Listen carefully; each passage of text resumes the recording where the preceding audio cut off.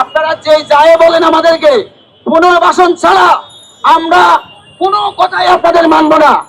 আপনারা আপনারা তালিকা করেন, আমরা আপনাদেরকে স্বাগতম জানাই।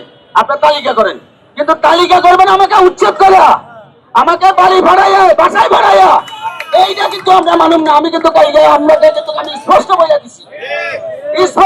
দিছি, আজকে আমার হকাররা না খাই করতেছে, আজকে আমার হকাররা বাসা ভাড়া দিতে পারতেছে না, তার বাড়িতে বৃদ্ধ বাপ মার জন্য সে কোনো কিছু করতে পারতেছে না।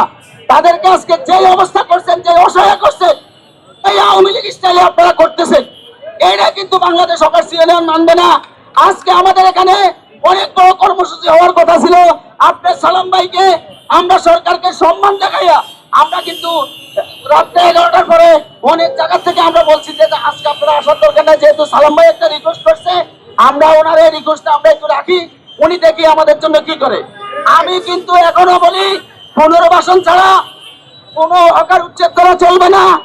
আমরা আগে ফুটপাতে বসুন, ফুটপাতে বসার পরে আপনি তালিকা করেন, তালিকা করার পরে আপনি কি করবেন সেটা আমরা পরে দেখুন, কিন্তু এর আগে আমরা এরপরে আমরা উচ্ছেদ করব। আমরা এখান থেকে যাবো না। আর বর্তমানে যে পুলিশ আমাদেরকে ধরে যে 5 থেকে 7,000 টাকা জরিমানা করে, এটা আমরা মনে হয় বাংলাদেশ জন্মের পর থেকে এরকম দেখি নাই। বাংলাদেশ জন্মের পর থেকে এটা দেখি নাই।